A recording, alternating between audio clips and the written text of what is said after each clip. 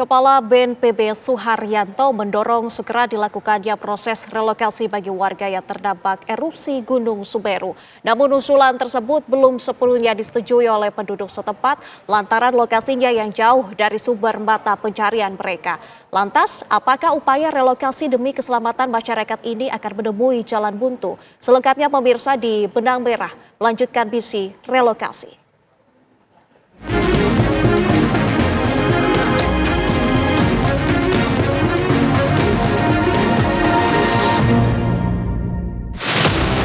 Dan di bawah tetap waspada lur. Badan merah gelap lur.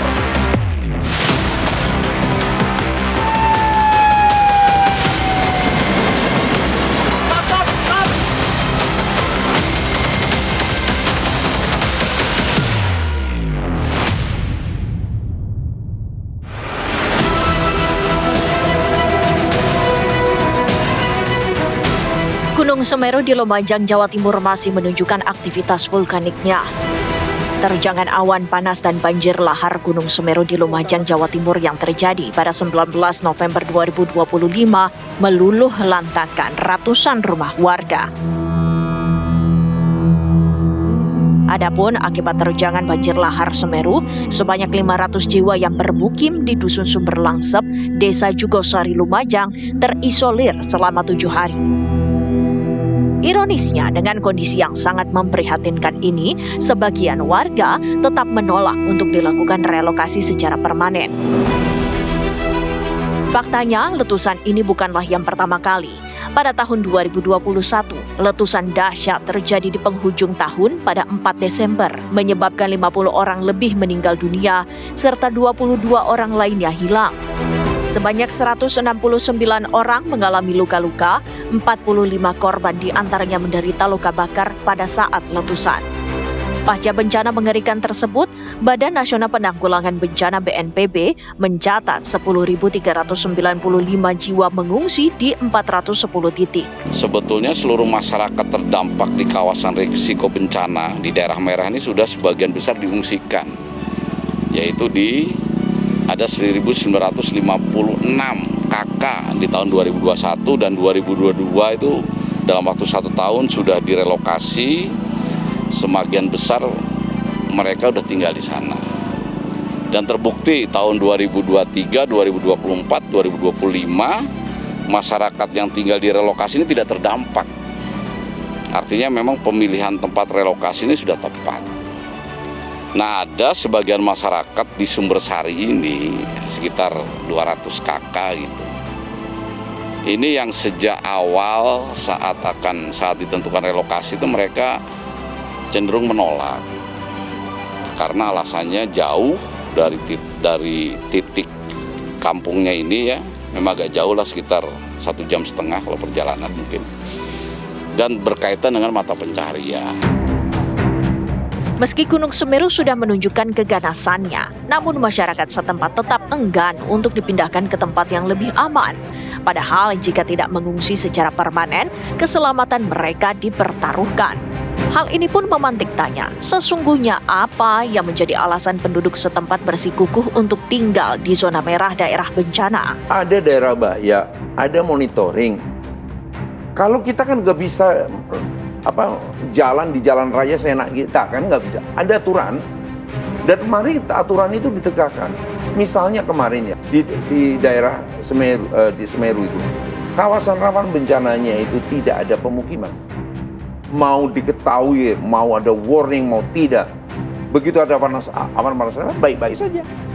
Tetapi yang jadi masalah itu di Indonesia ini ada sekitar 5 juta masyarakat yang bermukim di kawasan rawan bencana. 5 juta. Karena apa? Semua daerah rawan bencana itulah daerah yang nikmat untuk ditinggali. Nikmat untuk ditinggali. Misalnya Semeru nih, pasirnya nomor 1, emas hitam itu.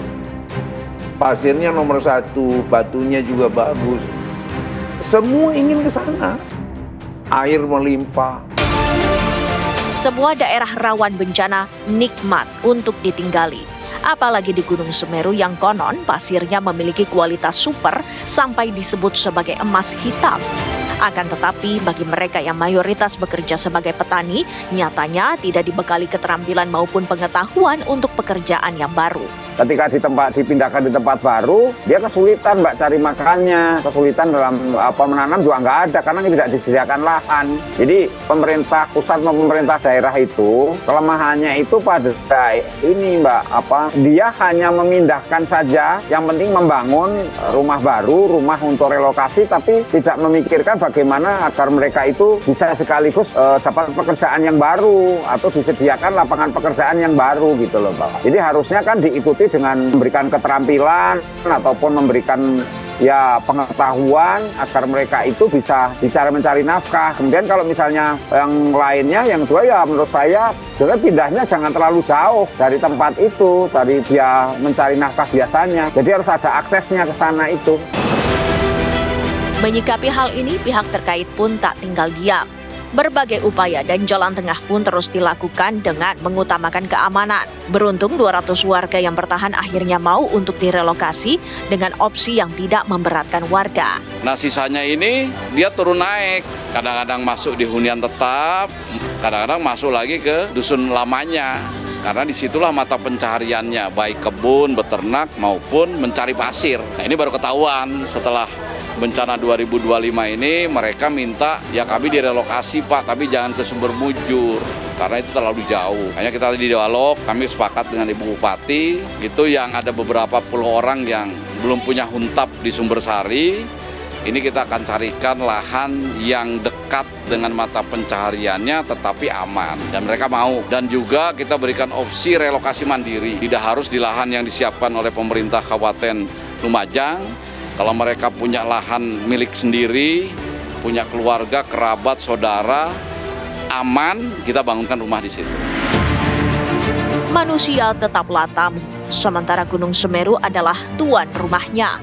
Sehingga warga sedianya mengikuti kemauan alam, bukan sebaliknya. Apalagi Gunung Semeru adalah gunung yang memiliki aktivitas vulkanik yang frekuentatif. Meski relokasi permanen bukan satu-satunya solusi, namun ini dapat menjadi pertimbangan untuk menghindari masyarakat dari bahaya kebencanaan.